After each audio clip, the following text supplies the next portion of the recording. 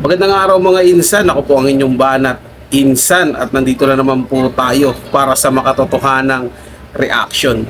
Alam nyo ba mga insan na isa sa mga congressman na himudpwet ni Romualdez at ni Marcos, tinawag na walang utang na loob ang mga OFW, mga OFW natin, mga insan. Ito yung makabagong bayani, 'di ba? Tapos tatawagin lang ng isang kongresista na ang nagluklok sa kanila is yung taong bahayan. Kabilang na dyan yung ating mga OFW.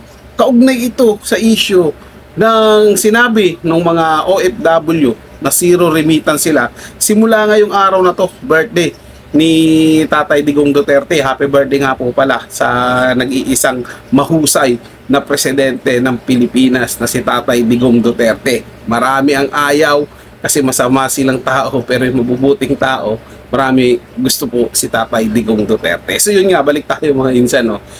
Isang kongresista ng 1st District na Cagayan de Oro, ang pangalan nito si Congressman Lord Dansuan, mga insan. Kasi binalikan niya yung binalikan niya yung ating OFW na wala nga daw utang na loob. So ito yung post niya, basahin natin mga insan na, tapos himayin natin to, i-debunk natin yung sinasabi niya. Tapos mamaya may papanood din ako sa inyo na hindi na nakayanan ng isang OFW yung pinagsasabi nito ni Congressman Lord Dansuan. So ito yung post niya, mga insan, basahin natin. Sabi niya dito, and I quote, "Don't bite the hand that feeds you." Ito lang ang masasabi ko sa mga OFW na maglulunsad ng Zero Remittance Week bilang pagsuporta kay dating Pangulong Rodrigo Duterte. Wala kayong utang na loob. Wala kayong utang na loob. Natulungan namin ang mga pamilya ninyo dito sa Pilipinas sa hospital bills at nabigyan pa ng AYEX, AKAP at TUPAD. Dahil yan sa inisyatibo ni Speaker Martin Romualdez at Presidente Bongbong Marcos Jr. Kaya matuto naman kayong magpasalamat. Yun pa yung sabi niya, yun sa post niya, mga insan ha. Ito ni Congressman Lord Dansuan ng 1st District ng Cagayan de Oro. Ito lang ang masasabi ko dyan mga insan. Lalong-lalo na dito, sana makarating to. Share nyo po to, sana makarating dito kay Congressman Lord Dansuan. Unang-una kong, Boss Amo Manager, unang-una po, bakit magkakaroon ng utang na loob ang mga taong bayan, lalong-lalo na sa OFW, dyan siya sa mga sinasabi mong hospital bills na yan, at yung mga paayuda ninyong AYEX, AKAP at TUPAD. Tanungin kita, Congressman, saan ba nanggaling yung pera na yan? Saan ba nanggaling yung pasweldo sa kabugukan mong ulo?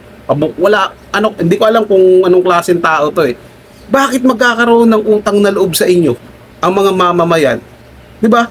Pera ng taong bayan yan. Natural lang na ibabalik nyo sa taong bayan yan. Wala kayong karapatan yan para ibulsa nyo yan. Ibalik nyo sa taong bayan. Dahil taong bayan ang dahilan yan. Galing yan sa mga tax nila. Lalo na yan sa ating OFW. Malaki magbigay ng tax yan, mga insan. Tapos sasabihin lang nitong korap na congressman na to na matutong magpasalamat. Sabi niya, don't bite the hand that feeds you. Huwag daw agatin yung kamay na nagpapakain. What? Kailan nagpakain ng gobyerno dito sa ating OFW? Maging sa mga Pilipino nandito sa ating bansa, kailan nagpakain ng gobyerno? Ang mga tao ang nagpakain dyan sa gobyerno. Diba? Yung mga binoto dyan, lalo ka na. Dahil yung buwis ng tao yung ginagamit na pambayad sa pansahod sa inyo. Diba? Sabi nga ni Tatay Duterte noon, kayong mga kongresista, pumasok kayo sa kongreso na walang-wala, lalabas kayo na milyonaryo, bilyonaryo. Magaganda ang bahay, magaganda ang sasakyan. Diba? O saan galing yung pera na yun? Huwag niyong ipagmamayabang o ipagmamalaki dito yung binibigay niyong tulong sa ospital. Hospital bills, yung paayuda na yan. Dahil kung tutuusin, illegal nga yung ayuda na yan eh. Dahil dyan sa mga paayuda ninyo, nito ni Martin Romualdez, na wala yung pondo ng PhilHealth. Diba? Kinuha nila yung pondo ng PhilHealth. Yan ang katotohanan dyan, mga insan. Tapos sasabihin nito, yung magsasabi daw na OFW maglulunsad ng zero remittance week bilang pagsuporta kay dating Pangulong Rodrigo Roa Duterte, walang utang na loob daw. Porke sumuporta lang Tatay Digong Duterte na matinong politiko sa Pilipinas na naniniwala ang karamihan na hindi korap, nakagaya ninyo. 'Di ba? Tapos sasabihin niyo walang utang na loob. Kayo ang walang utang na loob. Well, eto mga insan, binuklat niya na rin naman. Total kampo naman ni Bongbong to. Sino ang walang utang na loob? Ikaw, Congressman Lordan Suwan. Galing ka pa naman sa Cagayan de Oro. Probinsya yan, mga insan. Alam nyo ba na si Tatay Digong Duterte ang nagpatibay ng batas o nagbigay ng maayos na pagkilala sa mga probinsya? Dahil doon, pag sinabing mga probinsyano, maliliit ang tingin diyan. 'Di ba? Kaya nga umaalma yung mga Muslim. Pero ngayon, pantay na ang tinginan. Mas mayayaman pa nga yung mga nasa probinsya. Di po ba mga insan?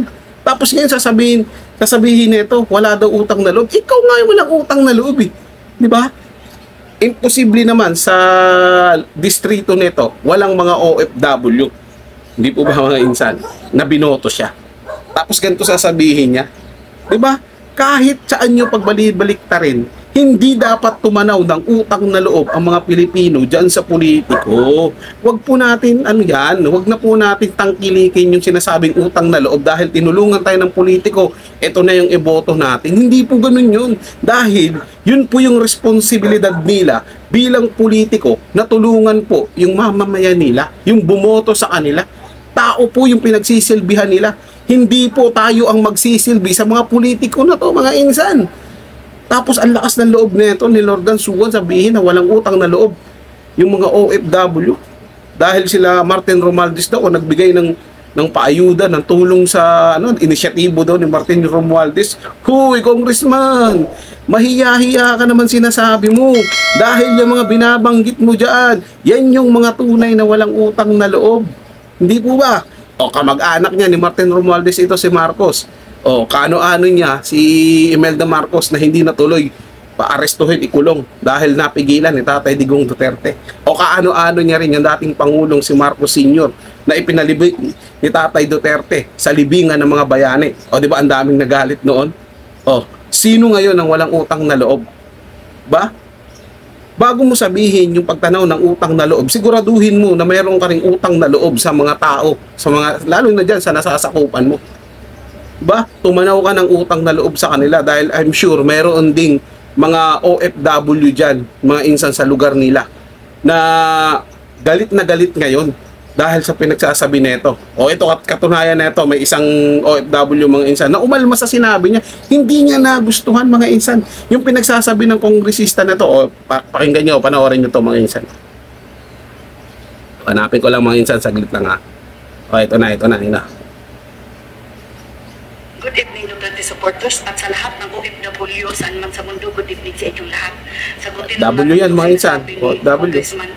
Sakit man sa atay.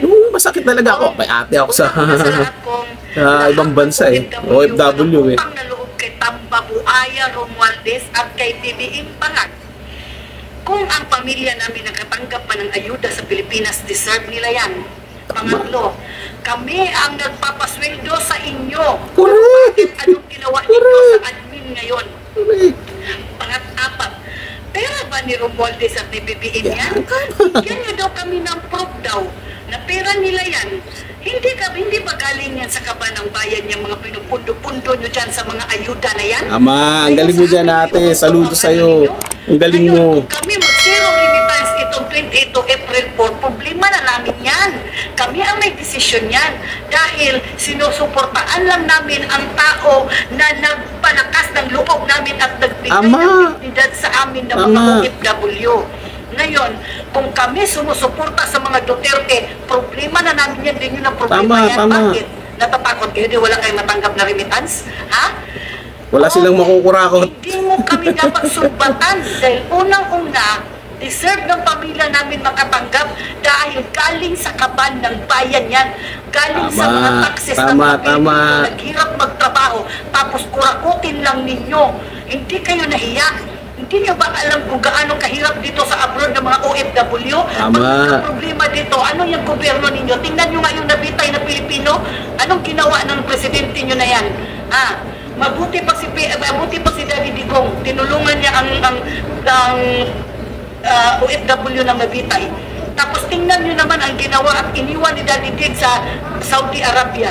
Ang taas ng noo namin nung siya ang naging presidente. Proud ako maging Pilipino. Nakaka-proud ano sinabi ng mga Arabo dito, ng mga amo-amo namin dito? Si Raulo ang presidente natin. Hindi ka nahihiya niyan? Kung ayusin mo sinasabi mo kung ha. Pero kami mga OFW, huwag mo kami sumbatan. At huwag mong sabihin, don't bite the hand that feeds you. Gaano na ba kalaki yung napakain niyo sa pamilya namin? Malaki. Diba mga insan? Yun ang tanong, yun ang sagot niya. Gaano ba kalaki yung napakain nyo sa pamilya ng mga OFW na to? At gaano na rin kalaki yung mga nakuha na tax neto galing sa mga remittance nila? Tapos sasabihin, walang utang na loob. Kayo ang tumanaw ng utang na loob sa mga OFW natin na isa sa mga bumubuhay ng ating ekonomiya dito sa ating bansa, na isa sa pinagkukuhaan ng mga kinukurakot ninyo. O tanong lang, mga insan, tanong lang dito kay Nagdansuan. Tanong ko lang sa'yo kung ako makarating mo nito. Pwede bang makita namin yung kabuuang listahan na nakuha nyong pera? Tapos kung ilan yung nai-release nyo? Natanggap talaga ng mga tao na wala pong cut yan mga insan pwede nyo bang ipakita yan sa tao, maging transparent kayo? Sige na congressman, kung wala kang tinatago, di ba? Tsaka kami tatanaw ng utang na loob sa inyo kapag pinakita nyo kung gaano kayo kalinis. Sabihin mo na rin, di ba, yung pinangangalandakan mo si Martin Romualdez at saka si President Bongbong Marcos, pag-usapan ninyo kung ano maganda. Ipakita nyo po sa amin yung sinasabi nyo na yan. Kasi buwis po namin yan at huwag nyo pong isusumbat yan sa mga OFW. So yun mga insan, sana mamulat kayo na hindi natin kailangan magkaroon ng utang na loob sa mga politiko, kahit sino pa yan. Dapat sila ang magkaroon ng utang na loob sa taong bayan, dahil kung wala ang taong bayan, hindi sila maluluklok diyan sa pwesto nila. So maraming salamat sa inyong panonood at lagi po kayong mag-iingat.